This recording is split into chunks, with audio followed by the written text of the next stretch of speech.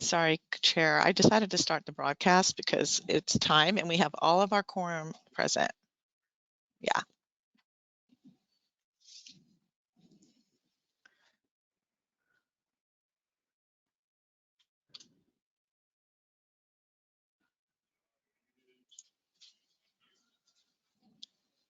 None.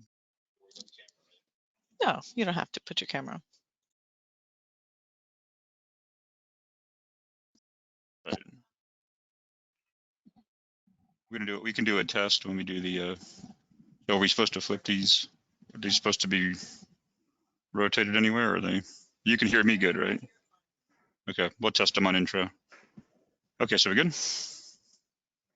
Okay, good afternoon, everyone. Welcome to the May 3rd version of the MPO Technical Advisory Committee meeting. Thanks to everybody who was able to come in attendance and be here in person. At this point, quick reminders. Again, we're all pretty familiar with this, but please put yourself on mute when you're not actively speaking. And also double check that you have your headphones and they're engaged properly. And we're going to start off with the roll call. And as you go through, if we're having any problems hearing you, we'll kind of stop you at that point. You might have to make an adjustment with here, but hopefully everything's good to go. So with that, I'll hand it to Gina for roll call. Okay, thanks, Jeff. Jay Collins. Yanni Jorgensen. I saw you signed on, Danny. Can you unmute and say that you're here? I tried. Can you hear me? Yes, I gotcha. Okay, thank you. Mark Hudson. Present. Jonathan Scott. Right here, right across from you. Well, we like the virtual people to know that you're here. We had an excused absence from oh no, Justin Willets. I think you. Yeah, I'm here. Thanks, Justin. Tony Garcia. Present. Jeff Sims. Present. Mike Williams. I'm here. Gina Evans. Here. Leland Dykes or John Patrick.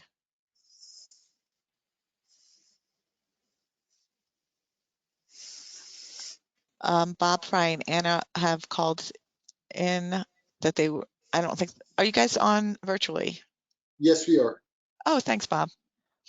Chris Stanudis. Here.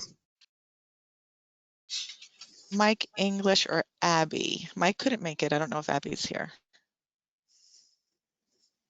Okay, they're absent, but called in. Nicole Sutton. Nicola's not here today, but this is Grisel Cisneros and for Nicole. Thank you, Grisel. All right, and if while I have the floor, that was the membership, but I've noticed that our membership list is a little dated because we have like Charles White is your backup, Mike. On this committee, all we really need is like an email since you're appointed through an organization. So if you guys could email, and I think the ones that are mostly in question are, Danny, we still have John Marsh as your alternate, and maybe just an email to say that it's Cal Hardy. I didn't find anything in our files, and that might be the two that really kind of stuck out to me. Thank you. Thank you.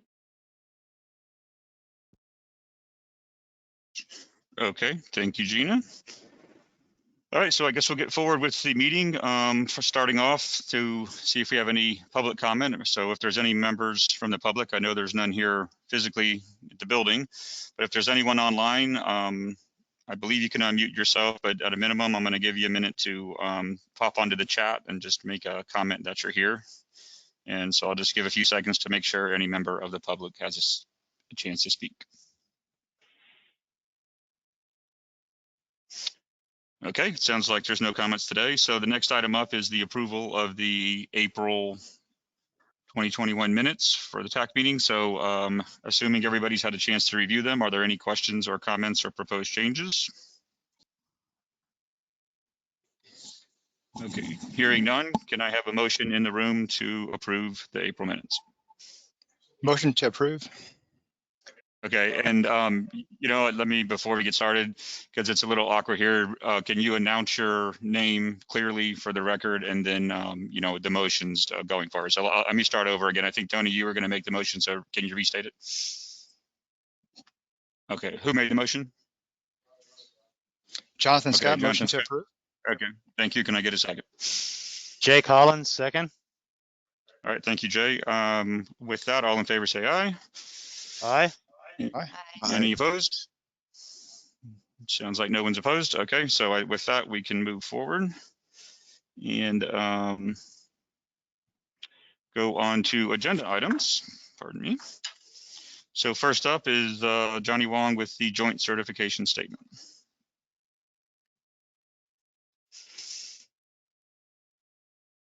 I'll be forwarding these for Johnny, and you guys can see the PowerPoint. Is that correct? Awesome.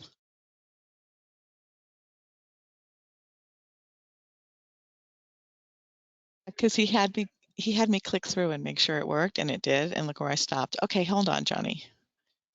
Well, now we know how it ends.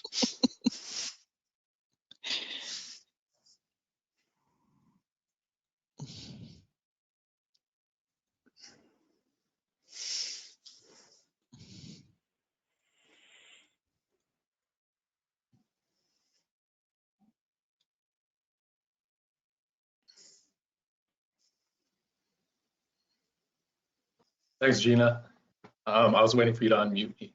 So good afternoon, TAC, Johnny Wong MPO staff. And this year, I'm happy to be presenting you with the results of the MPO Fdlt joint certification again.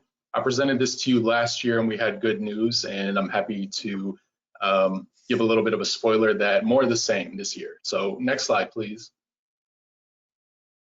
For a little bit of background info, the joint certification is something that we do every year with Fdlt. And then every 4 years, we get a review that's held by our partners at Federal Highway Administration. And that site visit that happens every 4 years goes into a little bit more detail about the projects of the MPO and making sure that we're doing everything in compliance with federal and state rules. The joint certification, once again, is conducted with our partners at Fdlt District 7, and it's just basically a report card. They go over the projects that we've completed over the past year, our financial records, and make sure that we're, again, compliant with all the rules. They also take a little bit of time to go through and identify any notable achievements or best practices. So if we're doing really outstanding work, they'll flag that and highlight it as something that other MPOs should be doing. They identify any recommended actions for us to do. So these aren't things that are terrible. They're suggestions that staff offer for us to improve our planning program even beyond what it currently is. And then at the end, they'll identify any major violations or anything that needs to be fixed so that we can be eligible for federal and state grants. And if we pass the certification, what that means is we are eligible to continue receiving those grants. Next slide, please. So I'll begin with the good news, the notable achievements first, and there were several that that D7 staff identified. Next slide. The first one that they called attention to is the data and analytics platform that we've been working on for almost 2 years. Many of you remember that we invited you all to participate alongside us and launch a county-wide data platform using ClearGuide. We intended it for it to be the first platform that had safety data, reliability, as well as incident data, and that was a success. Eventually, the ownership was turned over to Hillsborough County, and I believe that it's still operational. This year, we decided to expand it to a regional effort. So we're not only looking at providing transportation data for the agencies within Hillsborough County, now we're looking at building it out to the entire Tampa Bay area, from as far north as Citrus Hernando, down south to Sarasota, Manatee, and also including Polk. So Pinellas County, Pasco County, and us, we're doing a joint cost sharing to acquire Urban SDK, and we hope to have the regional version of this launched sometime in the second half of this calendar year. Next slide, please. We also got accolades for our Vision Zero Speed Management Action Plan work.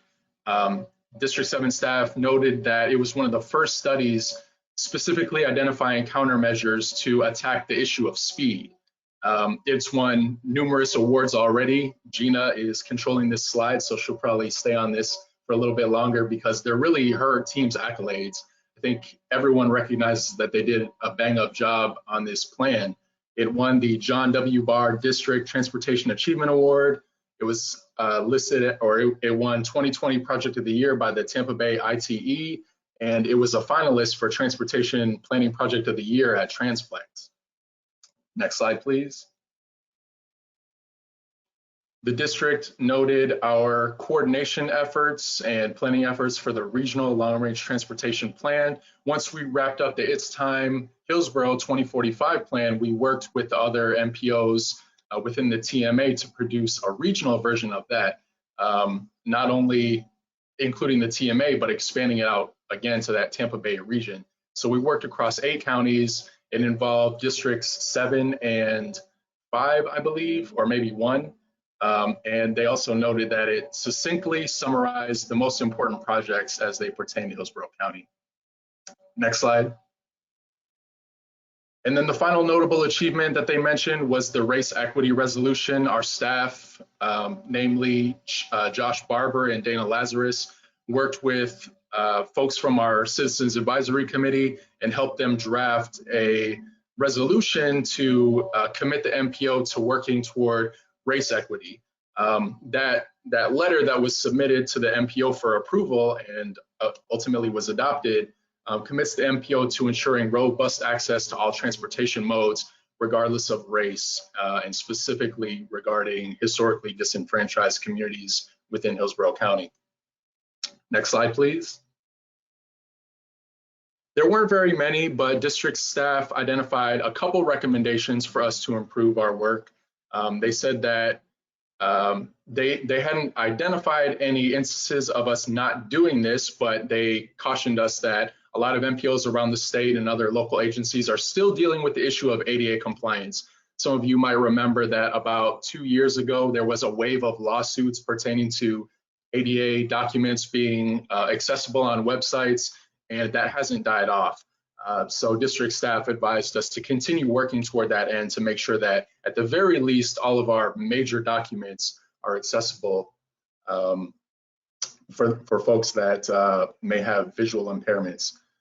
They also said that we need to save all versions of the current UPWP on our website, and they asked us when we're adopting the TIP to try to maintain that list of projects currently funded for construction. I guess in the past, some MPOs have prematurely removed projects before the construction was finished, and district staff said that it's important for us to leave those on until they're totally done so that it signals that there's still community support for that project to be completed. Next slide, please. There were no corrective actions, just like last year, so we're pretty happy with that. Next slide. And I guess to end, the requested action from you all is based on FDLT's finding that the MPO is in compliance with federal and state laws to support recertification of the MPO and authorize the chair to sign the joint certification statement. Next slide, please. And I'm happy to answer any questions you have. Okay, great. Thank you, Johnny. We look forward to this every year, and I'm glad to hear it looks like you're equally as successful as it's been in the past. So that's great. So do we have any comments or questions from the committee?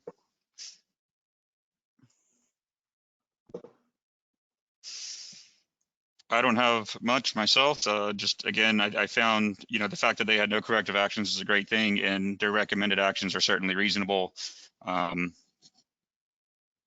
Nothing that can't easily be accounted for, and it sounds like in some cases are not even, that's not even a problem anyway. So that's very good. So with that, not hearing or seeing any comments, I guess I would look for a motion to support recertification of the MPO and authorization for the MPO chair to sign the joint certification statement. So moved, Mark Motion Kutzer. to, Jonathan Scott, motion to approve. Didn't know what. Okay. Thank you, Jonathan. Someone Can I else get a is second? Second, Mark Hudson. Mark Hudson with the second. Okay, with that, all in favor say aye. Aye. Aye. Do we have any opposed? Say nay. Okay, great. With that, I think we can thank Johnny for his presentation and move forward to the next item, which is the Transportation Regional Incentive Program priorities, which is also Johnny. You're going to be seeing a lot of me today. All right.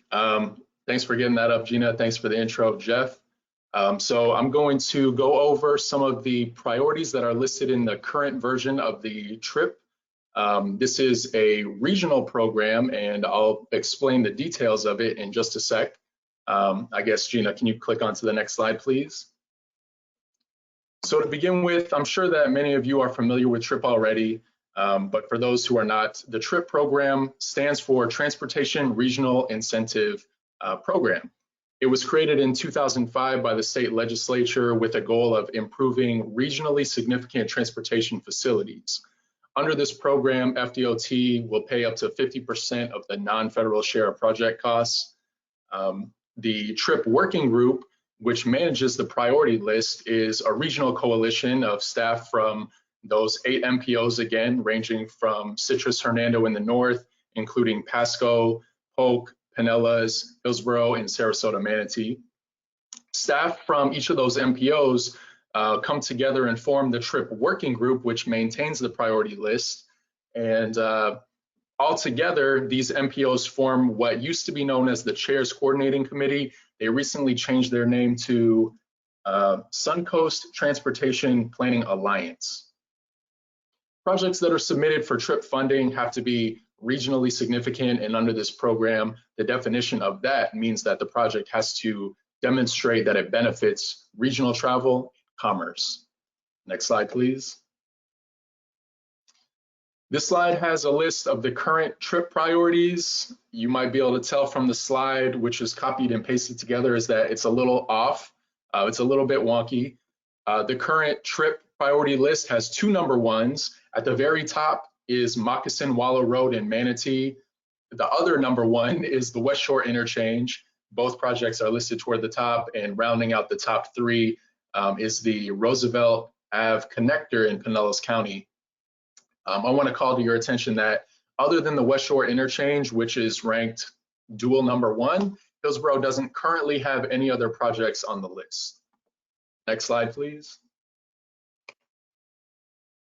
So once a project is on the list, the way that these projects move up is beginning with being identified as needs. So if a jurisdiction submits a TRIP application to us, staff reviews it for applicability just to make sure that it meets that definition of regionally significant, meaning that it demonstrates regional travel and commerce. From there, we score it using the adopted prioritization methodology. Once we've scored it, we submit our scores and the jurisdiction's application to other members of that TRIP working group, and then they all review it just to make sure that scoring is accurate and fair. And then once we have a list of projects that want to make it to the TRIP priority list, we submit all those projects to the CCC, formerly CCC, currently Suncoast Transportation Planning Alliance, and they adopt it at their board meeting. Next slide, please. The working group met a couple of times over the past 6 weeks. Myself and a few others led the conversation, and we reviewed the priority list. And some of the updates that you're going to be seeing on the 2021 list are that a few projects are going to come off. We're also going to reorganize it so that Moccasin Wallow isn't number 1, because the West Shore Interchange should be the number 1 regional priority. So Moccasin Wallow will get bumped down to number 2 at least. And some of the projects are going to be coming off.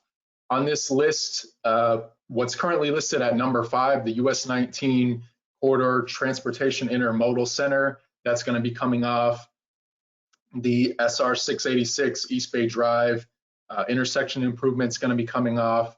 And then number 10, Overpass Road, is also going to be coming off. Next slide, please.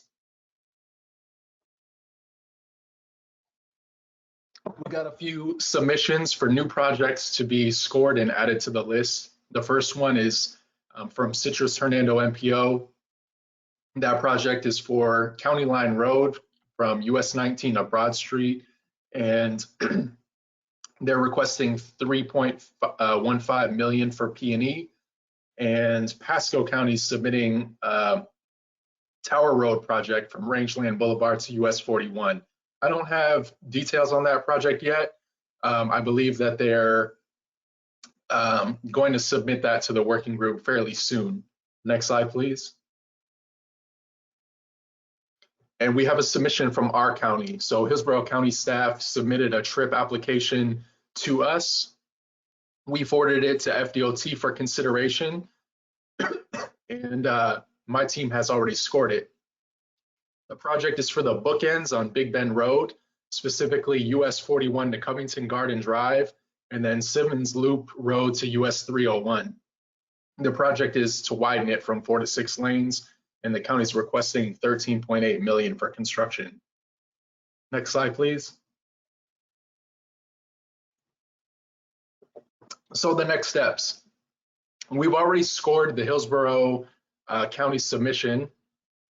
We have submitted the prioritization score and the application to both DOT and to the rest of the working group. So once the working group gets together again, we're going to evaluate each other's submissions and make sure that the scoring is accurate and correct.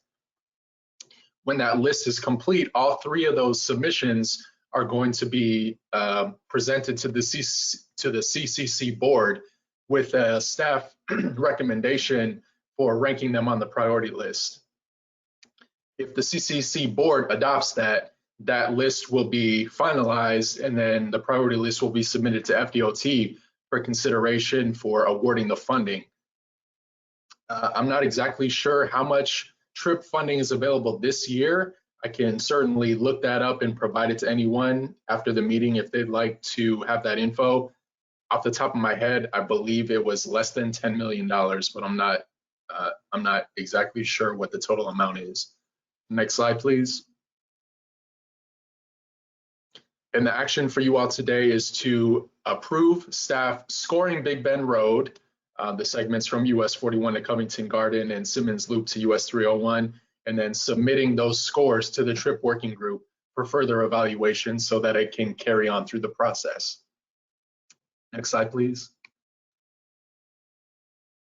And I'd be happy to answer any questions you all have.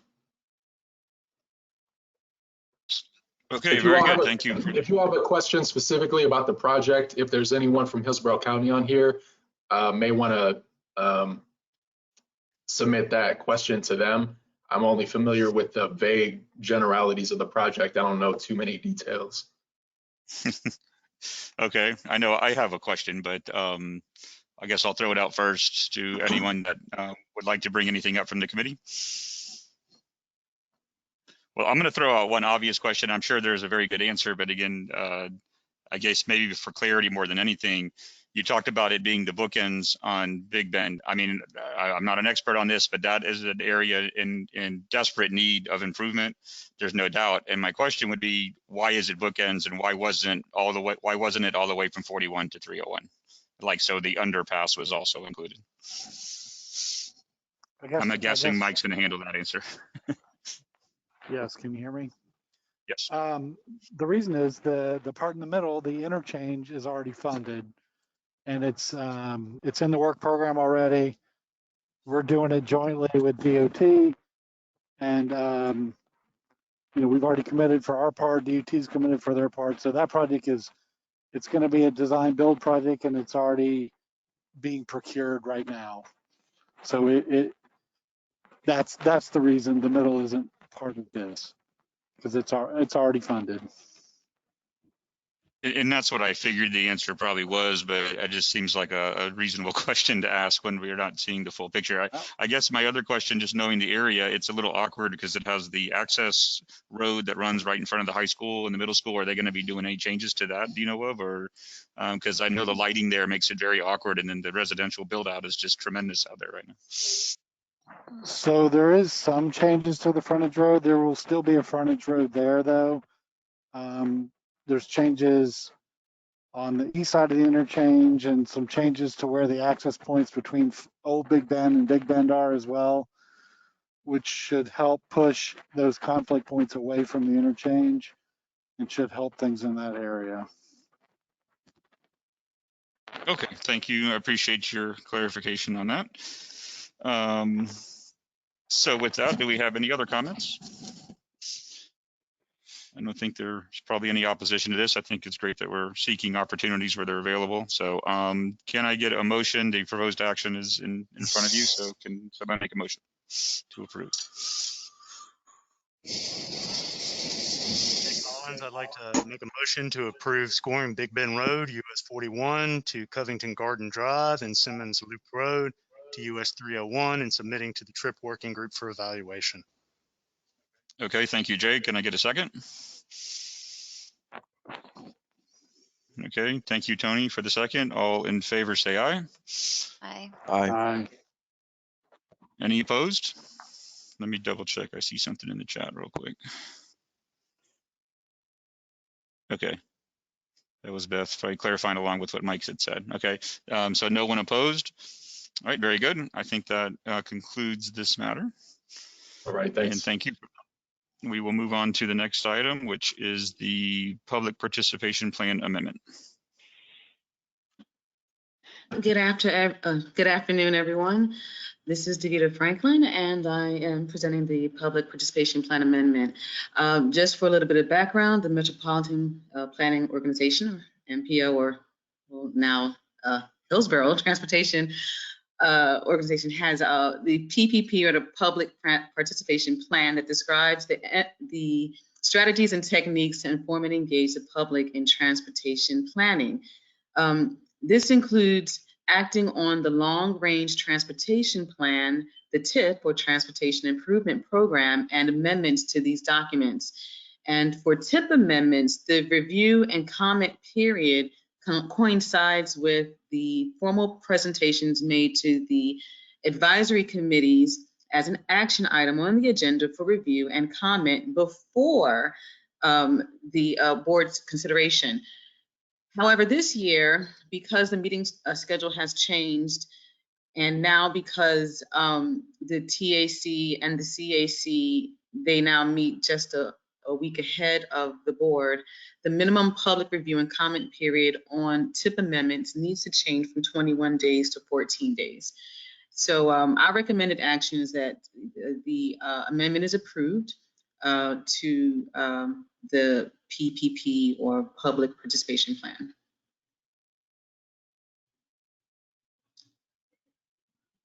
And that's it that I have for you. Okay, sorry, I forgot I needed to unmute myself. Okay, so it's a fairly straightforward change. Now one item I wanted to clarify, because it looks like it definitely, well, I guess it doesn't affect us, but I've noticed it on the agenda that it removes the policy committee from being part of the review, but TAC was already part of it and a remaining part of it, so I guess it doesn't affect our committee in that regard. So I just wanted to make sure I wasn't missing anything there. Sounds like the changes primarily reducing from 21 to 14 days. Do we have any questions or comments? Okay, hearing none. Can I get a motion to approve the proposed amendment to the PPP? Tony Garcia, make a motion to approve the proposed change to the PPP. Thank you, Tony. Can I get a second? Jake Marlinson. Second. Okay, thank you, Jay. All in favor, say aye. Aye. Aye. Any opposed? Okay, hearing none, I think we are concluded with that item. Thank you, Davida. Okay, next up is Allison to talk about the UPWP amendment. Hey everyone, I hope I'm showing up. So Allison Ye with MPO staff. This amendment is specifically about air quality monitoring proposal. Mr. Sims, your TAC chair and EPC rep, reminded me that this proposal for a low-cost air monitoring network has been something that we've all been striving for some time now. It was originally suggested by Commissioner Kemp about a year ago and has been presented to the EPC and this board, the TAC and the MPO already. So just a quick recap of why we're doing this. We know that traffic-related air pollution is a pervasive community health problem, and it leads to excessive mortality, among other things, increased healthcare costs and loss of work productivity. Also, research shows that socioeconomically disadvantaged people are disproportionately affected by traffic-related air pollution. In fact, studies in Hillsborough County show that African Americans and households living in poverty are some of the most susceptible to this type of higher exposure. So this is why this committee had requested a proposal to be added to the MPO's work program. So MPO staff has been working with the EPC and Dr. Amy Stewart from USF and has developed a proposal for a low-cost monitoring network to help reduce traffic-related air pollution exposures and inequality. And I wanted to point something out. In the write-up, I wanted to clarify that I referred to an air monitoring program, but it's really more accurate to describe this as a series of a network of low-cost air monitors that you distribute around a community that you deem affected by transportation emissions due to its specific location. So really, just wanted to make that clarification that it's more of a network and not a program. So very simply, the purpose of my presentation today is just to do a final check with this committee to make sure that we as a staff, that we've correctly interpreted your intent for this proposal, and so that we may include this project in the Unified Planning Work Program. We will be presenting this along with other project requests at the MPO meeting next Wednesday. So this is kind of a final check. My requested recommendation from you is to include the MPO proposal for a low-cost monitoring project in the Unified Planning Work Program. Thank you. Happy to answer any questions you may have. Okay, very good. Thank you, Allison, for the summary. Obviously, as a staffer with ETC, I'm very to this project and very excited about this being passed through MPO and MPO. We've met with MPO along with Amy Stewart, who's a local expert on the transportation. And included in the packet today was her proposal. So if you wanted more details in depth, you can refer to that in there.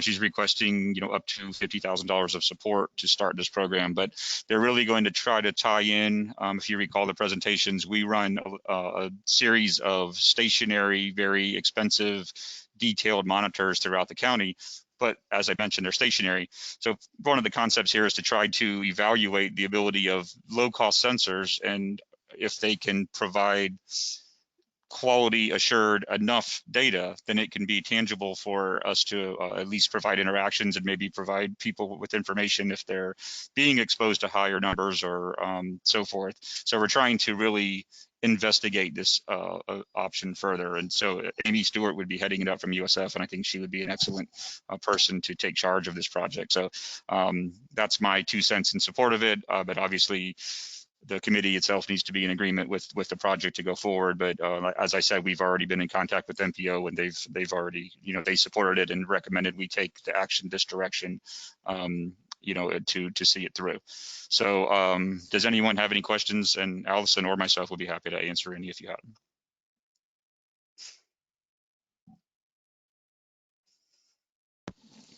Okay. So with that, could I get a motion to include the MPO proposal for a low-cost monitoring network in the Unified Planning Work Program? Motion to approve that. So it's Jonathan. Thank you. Jonathan Scott, sorry. Yes. Thank you, Jonathan. Can I get a second? Second, Mark Hudson. Mark Hudson with the second. With that, we'll take a vote. All in favor, say aye. Aye. Aye. Aye. Thank you. Any opposed? Okay, great. And we'll look forward to tracking the progress. And this is one, as I mentioned, it's being entirely initiated by the TAC committee. So something I think we can take a little pride in helping to get kicked forward. So certainly want to see progress as it goes along, and hopefully it'll be a success. Thank you, Allison, very much. Thanks for your time. All right, last of the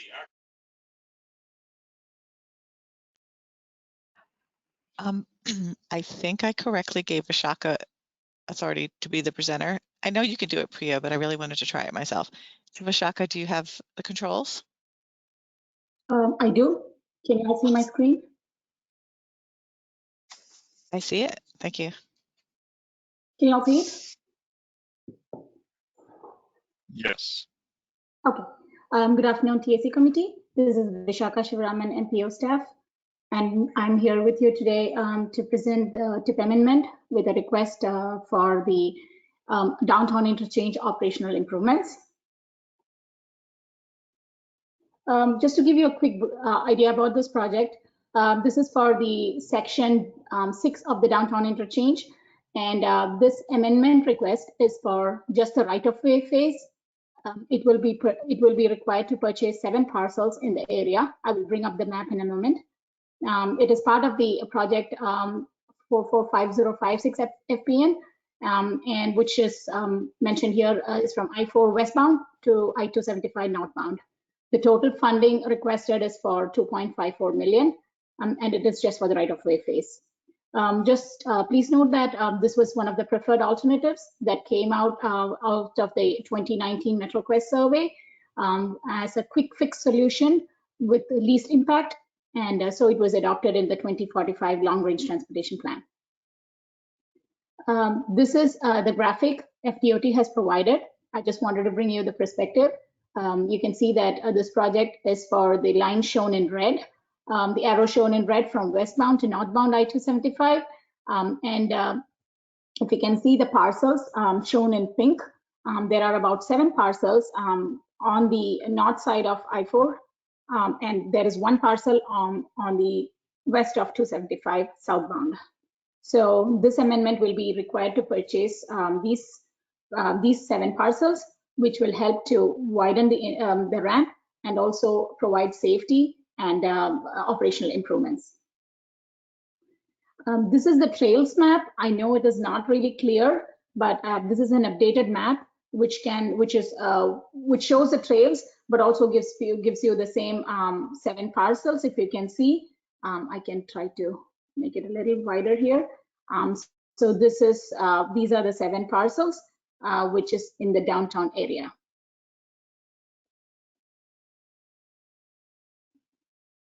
I just wanted to show you a page from the LRTP, and this is where it shows that these are the cost feasible projects for 2045, and downtown interchanges.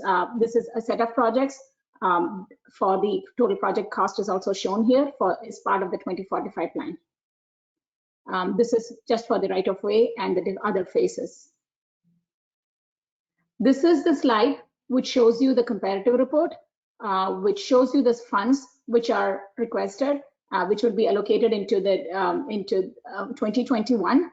Currently for the right-of-way phase, you can see that the total is for 2.54 million, and they are all state funds. With this, I request you if you could approve this TIP amendment and submit it to the MPO board for approval. And I can take any questions this time. Thank you. Okay, thank you for the presentation, Vishaka. Do we have any comments or questions on this proposal? Yes. Thank you, Mr. Chair. I just had one quick question for you, Vishaka, and one of the DOT reps may be able to answer it. This is Jay Collins. I was wondering, I can't remember the historic boundaries because I know some of Ybor goes north of the interstate, and so I was wondering if these parcels are located within the historic districts, and/or I was wondering if there are any of those parcels that have structures on them currently. Thank you. I can answer part of this question, and I will refer it back to the DOT representative. These are all vacant parcels currently, so none of them there's no properties on them. And if anybody, I believe Craig Fox is the project manager, he should be available to answer any questions. Yes, Vishaka. Yes, so the Ybor City Historic District does extend as far as west around just before, at least for the local historic district, is just a little east of Nebraska Avenue, and then it goes north. So those properties are within the local historic district. They are also within the National Historic District. also. Thank you, but there are currently no structures on them. There What's are the- structures on some of the parcels, and some parcels are vacant lots. I thought it was empty, it was vacant lot. And then, I'm sorry. I'm sorry, then if there are structures on them, the department has a program to move those structures within the district then? Not right. No, so the department did relocate some homes already. I'm sorry, my cell phone. Yeah, so the department did relocate some homes, and then we may offer upon, you know, as we progress with the right-of-way process, those properties can be offered to the public to purchase and relocate on their own. But the department currently does not have plans to relocate those parcels, those properties, structures. Sorry. Thank you.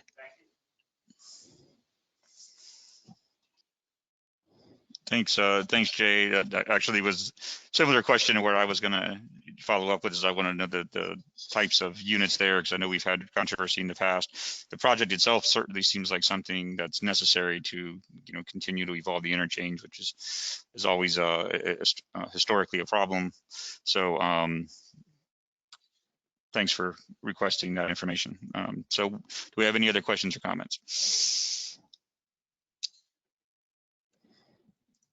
Okay, with that, can we get a motion to approve the TIP amendments presented here today? Jonathan Scott, motion to approve. Okay, Bob thank you. Fry, Can I get a second? Bob Fry, second. Oh, Bob Fry, thank you. Oh, sorry, Bob. You have to be in person to make the motion, but I do appreciate your enthusiasm. Can I get someone in the room? Try. No problem. Thank you, Jake. With that, do we all in favor say aye? Aye. Aye. Do we have any opposed? Okay, thank you for that. And next item up is a status report on the TIP preliminary draft.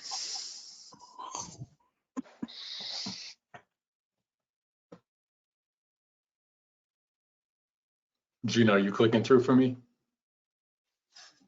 Yeah, I was trying to be all like I knew what I was doing, and it took me longer. So hold on. Hey, All right. see that? Thanks again, everyone. Johnny Wong, MPO staff. So this year I am managing the TIP, Transportation Improvement Program.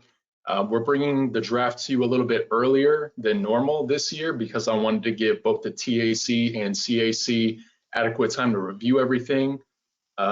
So I've broken this presentation down into 3 sections. The first is information on how to decode the TIP. The second are relevant updates from last year, and the third are the next steps. So can you please click to the next slide, Gina? I know most of you have seen the TIP at least once before. I still wanted to open up with a section to kind of decode the mysteries surrounding the TIP, because in managing this project for the first time, what I've found is that much of the process is a little bit of a mystery to folks, even the staff who participated in this once or possibly multiple times before. And then secondly, I want to go through and point to the relevant sections or elements of the TIP, because now that I'm managing it, I'm giving it a major refresh. So even for folks who have done this in years past, the TIP should look quite a bit different this year than in previous years. Next slide, please. To begin with, the TIP's a plan that has 5 years worth of transportation projects in it. These 5 years are the first 5 years of our long range plan, which is at least a 20-year vision, if not 25 years or more.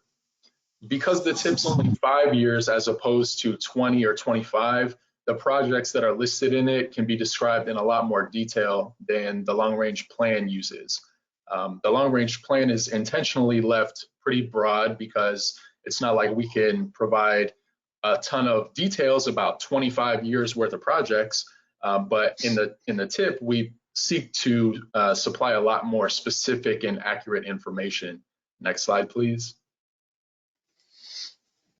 The TIP is one of the MPO's main responsibilities, And at least in the state of Florida, it has to contain 5 years worth of projects. It's not that way in every state. And it has to be updated each year. That's also not that way in every state. There's a lot of other federal and state requirements, but some of the main ones that I've put on this slide are that it has to be consistent with the long-range plan, and we have to really work hard to demonstrate that consistency. It has to be coordinated with FDOT and HART. It has to include regionally significant projects, projects that are funded by the Federal Highway Administration or Federal Transit Administration. It has to be cost feasible, meaning it can't just be a wish list of any project. And it also has to be submitted to the public for feedback. In the tip, we include a list of priority projects, and the prioritization methodology for doing that prioritization has to be documented, and it also has to be data driven. Next slide, please. The way I describe the tip is that it's just a plan with a ton of lists in it. It's a bunch of lists of projects. The lists of projects fit into 3 categories. In years past, you may have learned them as tables 1, 2, and 3. We're going to keep that nomenclature, but we're going to be a little bit more mindful to actually describe what projects are listed in each of the tables. So in table 1, that list includes existing priorities that are funded for construction or at least partially funded for construction. Table 2 are candidates that are seeking funding, candidates that need funding, that is. And then table 3 is all other projects that are funded within the next 5 years. Next slide, please. So table 1, again, priority projects that are already funded for construction or partially funded.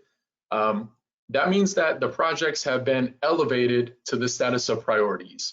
Staff, MPO staff, have looked into the data for each one of these projects, and we've determined already that the project addresses an urgent need within the community. And based on that, the project has or will receive money for construction. And as I mentioned earlier in the Fdot joint certification presentation, we were instructed to leave projects on this list until construction is complete so that we can still demonstrate that the community is supporting them. Next slide, please. Table 2 is the big one, or it's a major topic of conversation at our board public hearing whenever we go to adopt the tip. Table 2 is a list of projects that are submitted to us by the jurisdictions, and based on the projects that are submitted, we select the ones that we believe will address an urgent need in the community. So if a project is listed in this table, it means that we have data to support, or we have data showing that it's going to make a major impact on one of the elements that we believe the community needs to address, and that it is awaiting funding. The order of projects on this list is based on the type of project. Based on the type of project, we dump it into one of the 5 investment programs listed in our long-range plan, and it's ranked according to how impactful the project will be. And I'll touch more on that in just a sec. Next slide, please. Before I get to that, I'll cover table 3.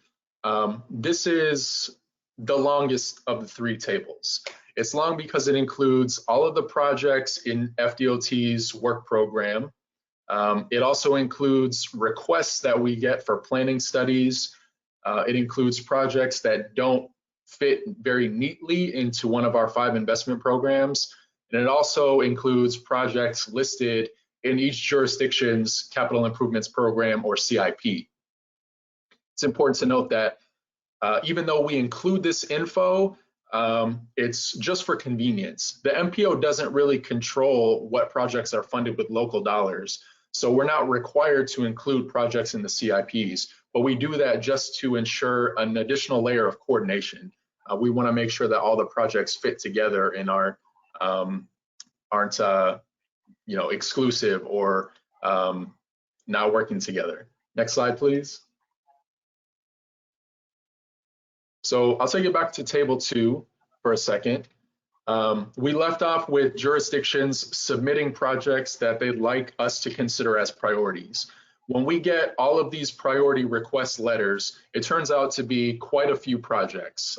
This year, I think we received requests for 20 or more.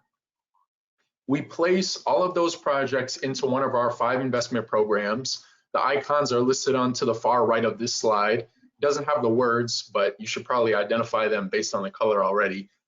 Either State of Good Repair and Resilience, Vision Zero, Smart Cities, Real Choices When Not Driving, or Major Investments.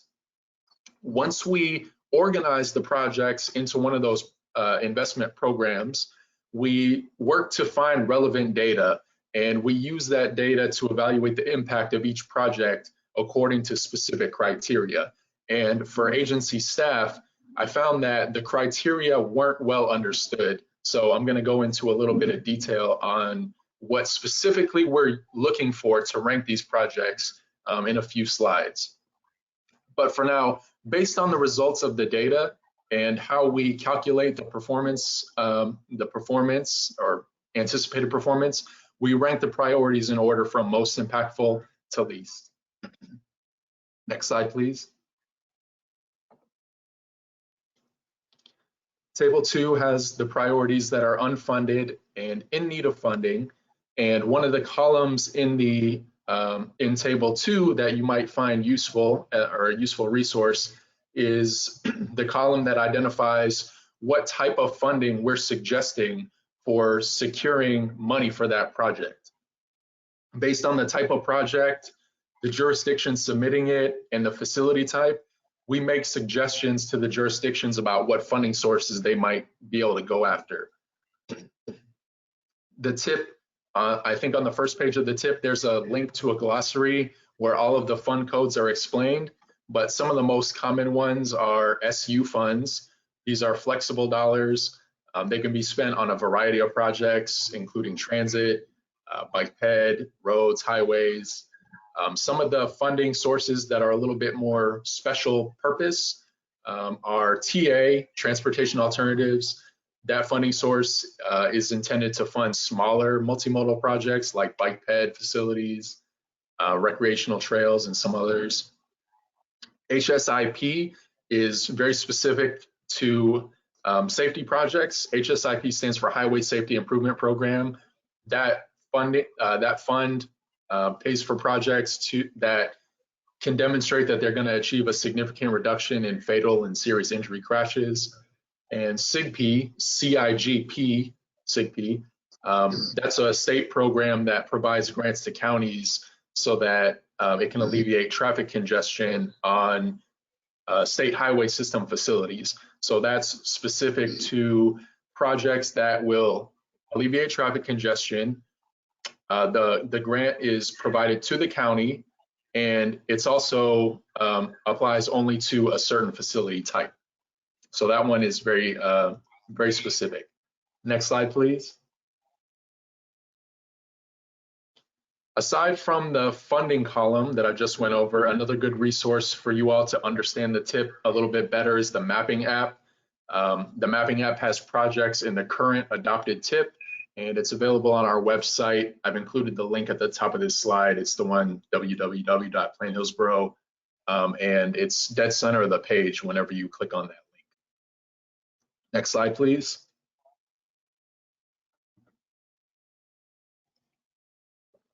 Moving on, the second section, I want to go over the highlights from the updated lists. Next slide, please.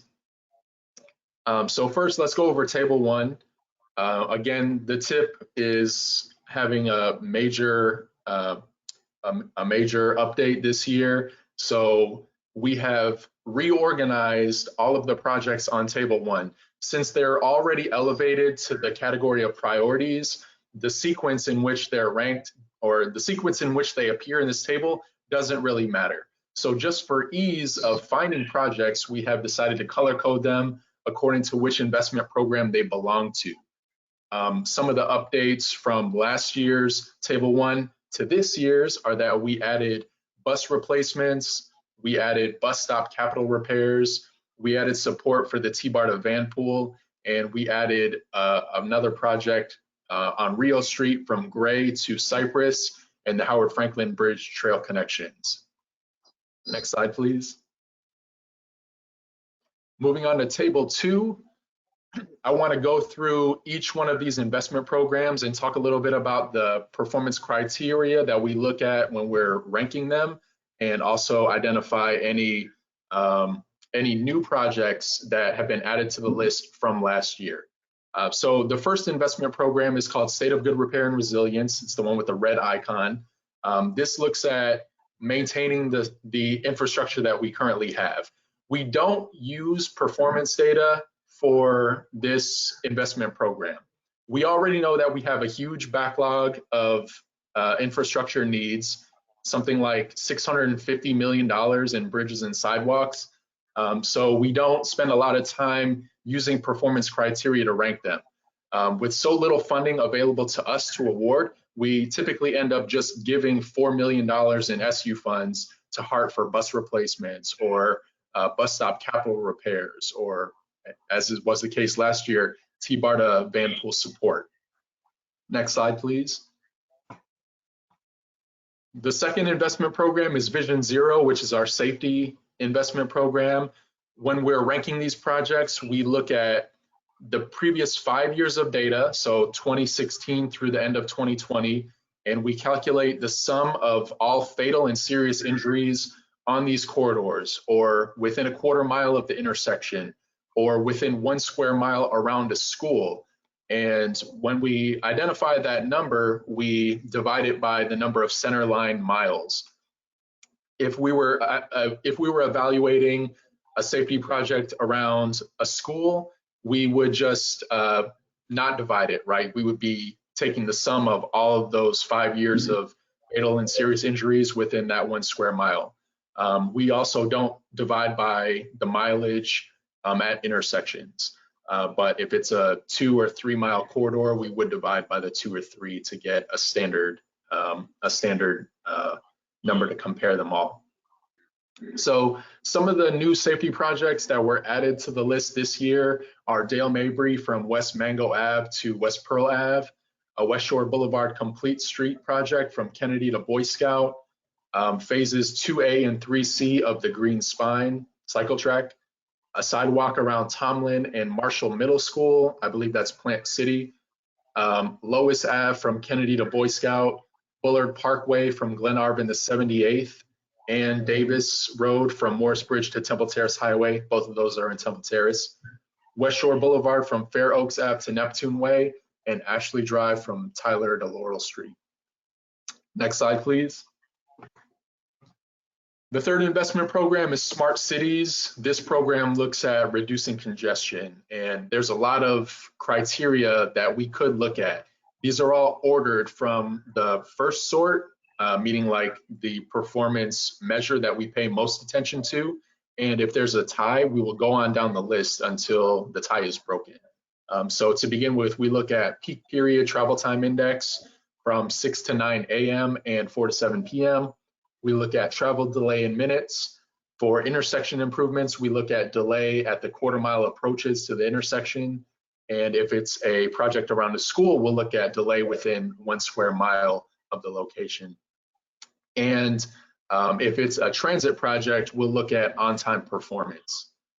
So several projects were added from last year. They're Alexander Street at Jim Johnson Road, Alexander Street at James L. Redmond Parkway, South Park Road at Coronet, and Hart's CAD AVL system replacement. Next slide, please. The fourth category is real choices when not driving. This is about facilitating multimodal travel. So this could include transit projects, bike ped, trail and side paths. Some of the things we look at, really there's only 2 things we look at. It's based on population density within a quarter mile of the project. So if it's if it's a transit project, we'll look at what the pop density is within a quarter mile of the location. And if it's a trail project, we'll look at pop density along, or the highest pop density along that project. There were a lot of projects added to the list this year. 5 of them come from Tampa, and they're classified as Tampa multimodal network and safety improvements. One's on West Riverwalk from Platte to Bro Rain, West Riverwalk from Kennedy to Palmetto Street, Rome Ave from Platte to Columbus, Columbus from Rome Ave to North Boulevard, and Ridgewood Park from North to Columbus. Also 14th Street from north of Columbus Drive to south of 13th Ave, Adamo Drive, Greenway Gap, Whiteway Drive, Footbridge and Temple Terrace, Baum Road from US 301 to Clement Pride Road, and the South Tampa Greenway at Picnic Island Park. Next slide, please. The last investment program is a little bit unique because any project that appears in a major investment category has to be specifically called out in the LRTP. So these projects are typically big dollar projects, and they typically add a lot of capacity on a corridor. So the things that we look at are employment density, whether it's in a major, minor, or no job cluster. And then we also look at the VC ratio. And then lastly, we'll look at the anticipated reduction in vehicle hours of delay per center line mile. There were 4 projects that were added. First, the North-South Metro Rapid Construction, Tampa Arterial BRT, that's a HART project. Also Brush Street from Whiting to Kennedy, Gibsonton Drive from I-75 to 301, and the trip priority that we already discussed, Big Bend at the bookends. Next slide, please. That's about it for the major changes from last year's tip to this year's. This isn't an action item, but I want to follow up with next steps, and I want to give everyone on the TAC a little homework assignment at the end. Next slide, please.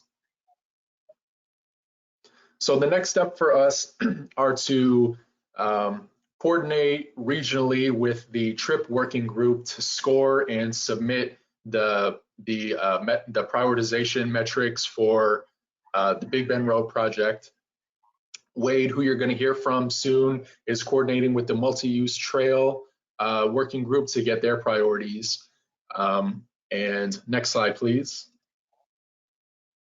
So those 3 tasks are happening regionally. Specifically for us, the timetable for adoption of the TIP begins with Table 1, finalizing that.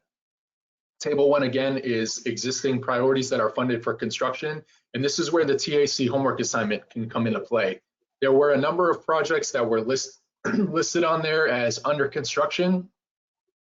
We may not have the most up-to-date information, so if you all can review that list, and if you see that anything listed on that on Table 1 has already been completed, send us an email and let us know to take it off. We would like to have that information complete by May 11th.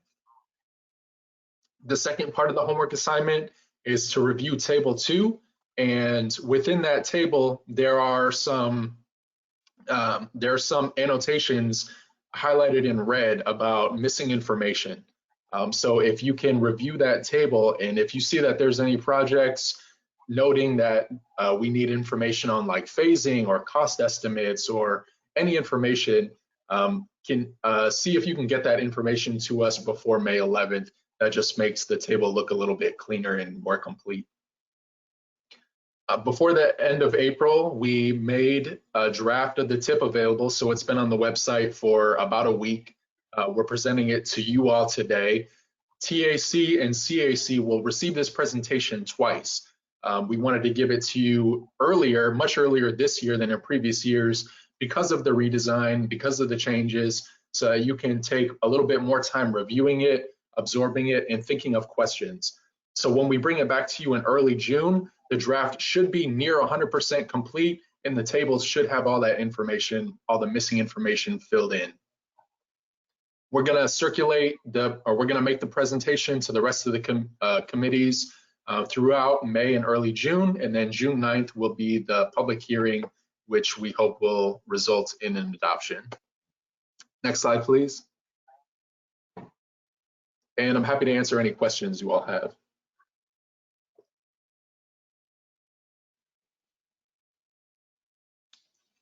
All right, thank you, Johnny. That was quite a detailed project. I know from years past, this is a big step every year. I recall what they used to look like. It sounds to me from when the little that I looked, I definitely like the idea of separating out table 1. Seems to make a lot more sense to kind of separate the ones that have already really been addressed from the ones that are kind of you know, potential projects and so forth. So, and you know, I glossed through them. There's quite a few projects on there, so certainly I appreciate the detail of you going through it. So, do we have any comments or questions from the committee?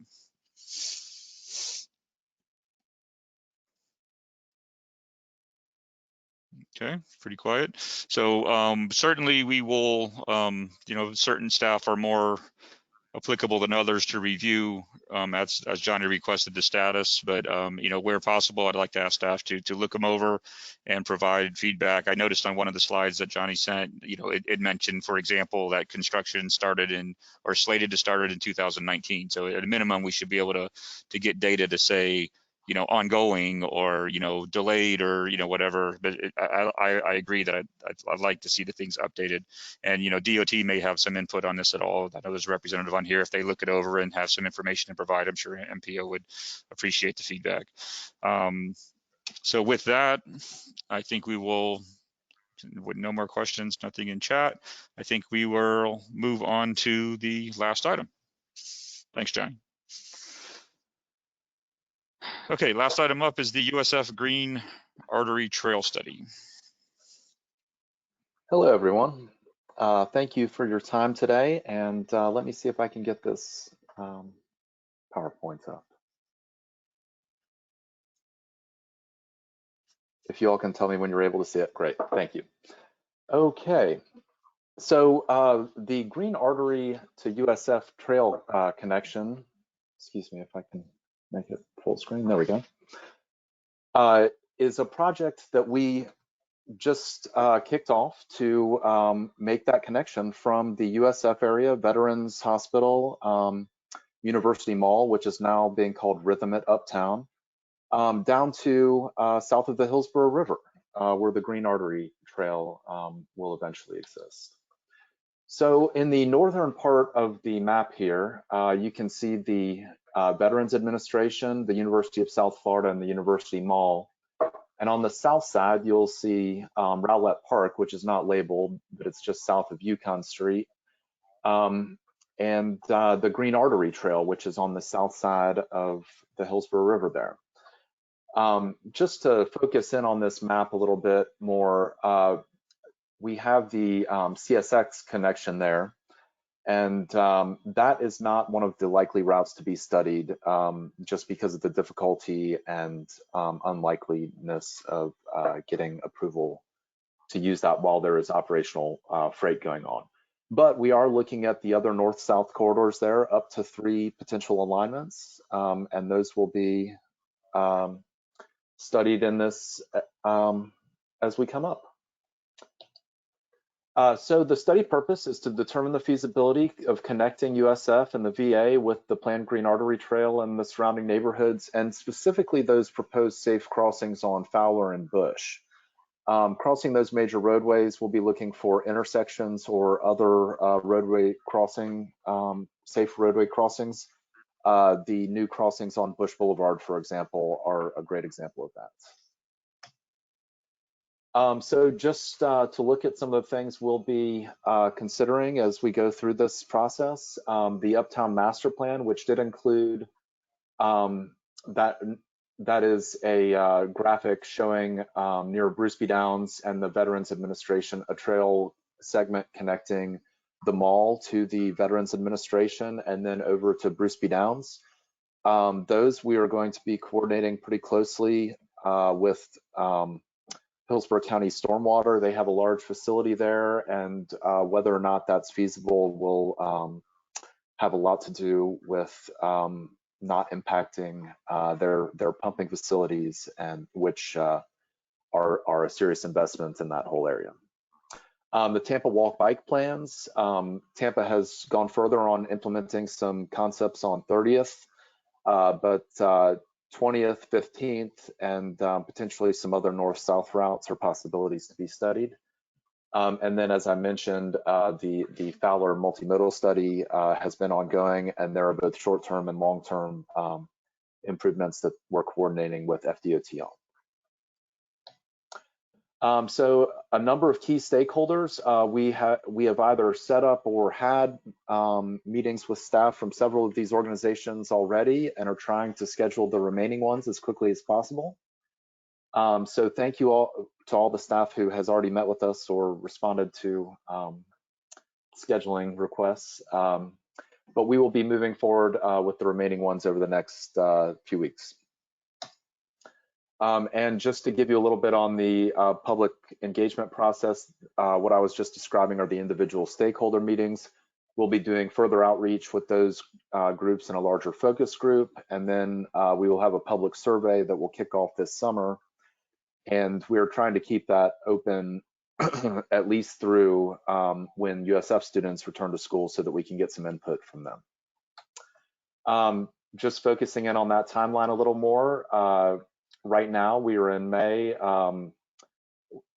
As you'll see, committee presentations are noted as well as the stakeholder interviews. And by the end of May, early June, we're looking for an existing conditions memo and then starting to look at some alternatives analysis and evaluation over the summer, which we can put into that survey, starting in July and going through August and potentially early September. And the project is scheduled to be complete by the end of the year, end of November. So next step, as I mentioned, developing those alternatives and moving forward with the public and stakeholder engagement. So if there are any questions, I'm happy to answer them. Okay, very good, Wade. Thank you. Thank you for the presentation. Do we have any comments or questions from the committee? Pretty quiet committee today. Well, certainly, I know we endorse, projects such as this that can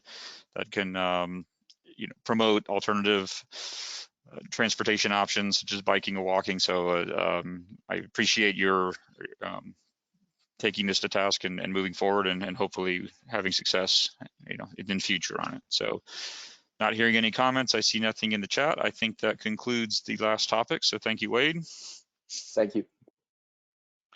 And at this point, we'll go to any old or new business. Does anyone have anything they wish to bring forward?